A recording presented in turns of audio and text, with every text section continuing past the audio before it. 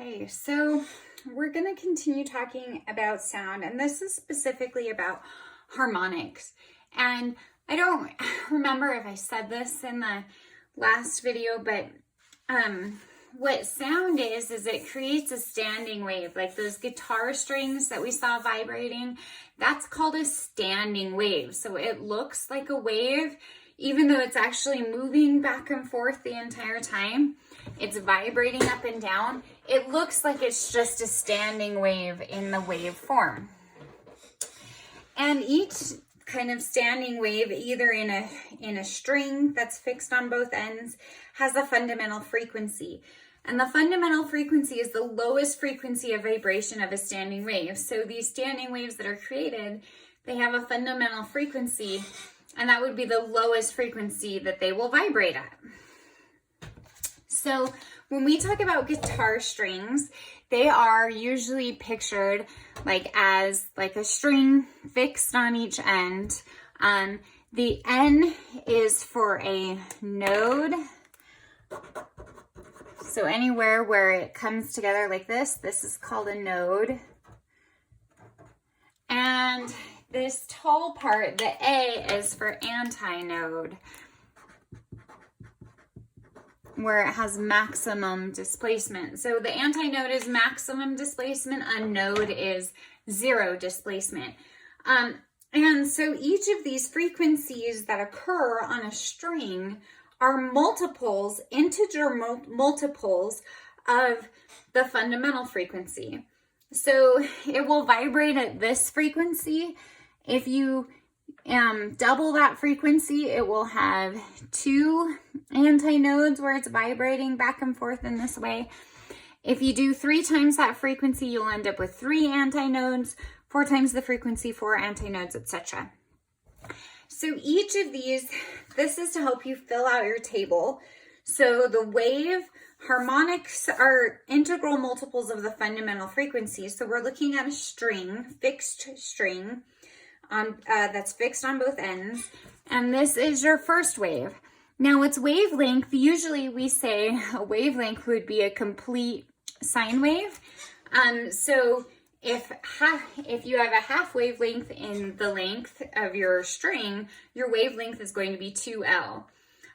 Your frequency would be F1, which is your fundamental frequency or your first harmonic. Now the next frequency that produces a standing wave is going to have, now this has a full wavelength, so your wavelength is L. Your frequency is 2 times your frequency, and this is the second harmonic. Okay, and the third one, this is actually your frequency or your wavelength, which is 2/3 of L. Your frequency would be 3 times your fundamental frequency, and this is your third harmonic. And then the last one, you have 4 antinodes, and you can see that it has a complete wavelength in 1/2 of your length. And this is your fourth harmonic, and the frequency would be 4 times your fundamental frequency. So this is a harmonic series, which is a series of frequencies that includes the fundamental frequency and integer multiples of the fundamental frequency. Now, the instruments that we have don't all produce music by having a fixed strings or a string fixed on both ends. You also have first I guess we better do the harmonic series of standing wave on a string is equal to, your frequency is equal to an integer times your speed divided by 2L. So, and it's all integer multiples. So 1, 2, 3, F is your frequency, the speed of your wave on the string, and the length of your string would be L. So that all determines your frequency. You can also have, instead of having a fixed string on both ends, you actually end up with an open-ended pipe. So in a pipe that is open on both ends, you end up having your air creating standing waves. And they look like this, where you have these rarefaction, compression, rarefaction. And remember that corresponds, so you can make it, so then we can draw it also to where it looks like this, where you have an antinode, a node, and an antinode. And it matches the kind of diagram for your your standing waves on a string.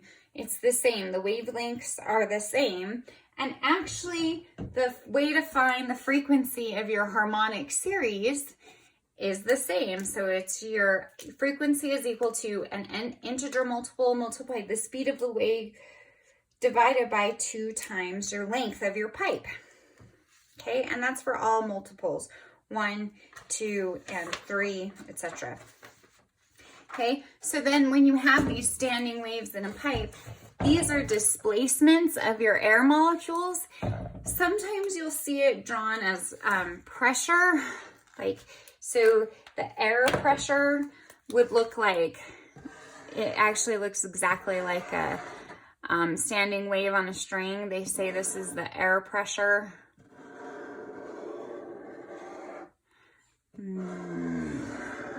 Anyway, so it's a little different, but generally you're going to see it like this, which these are displacement of your air molecules. Okay, so this is a closed pipe. What it would look like is, say this end is closed, so you have to have a node at the end, and then this end is open, so you have to have an antinode. And so the wavelength in this one, because this is a quarter of the length, this would be 4 times that. So 4L over 3, 4L over 5, 4L over 7 are the wavelengths. Now, the interesting thing about closed pipes was if, let's say this is F1, well, if we doubled our F1, we would actually end up with something in our pipe that looked like this. If we have a node in there at the end of the pipe, is it going to make any sound? It's not. So the interesting thing about closed pipes are that they only have odd harmonics.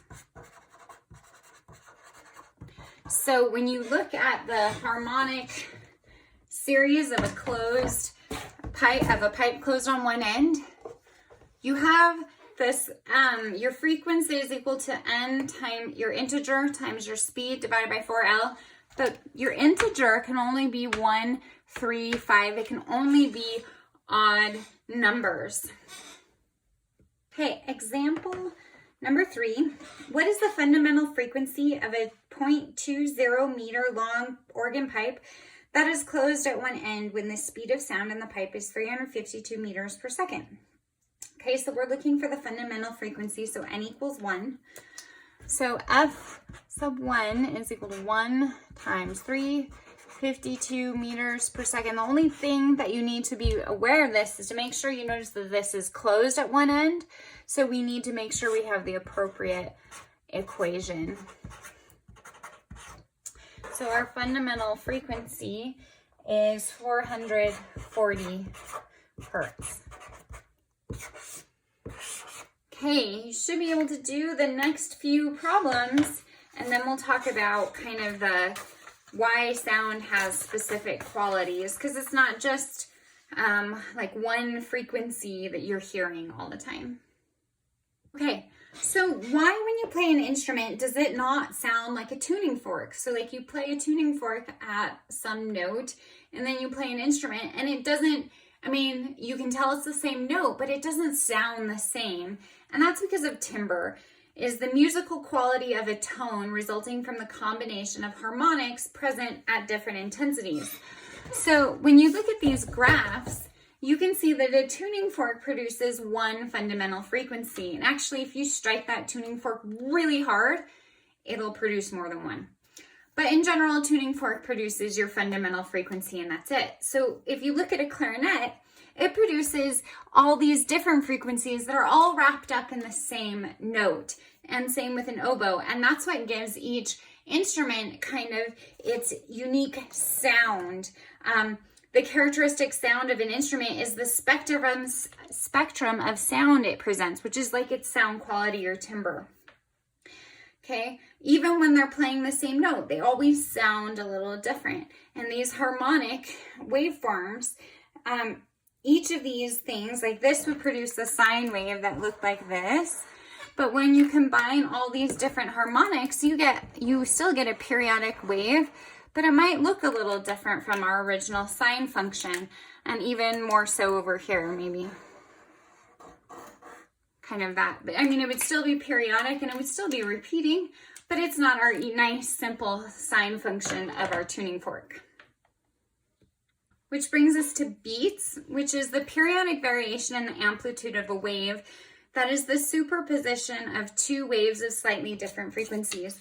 So when you hear an orchestra warming up, this is what they're doing. They're tuning to a certain instrument so that what happens is they all play the same note, but if they hear these periodic moments of destructive interference, if they hear an absence of sound at that point, they know that there are some instruments that are out of tune and they can fix it. That concludes our section on harmonics.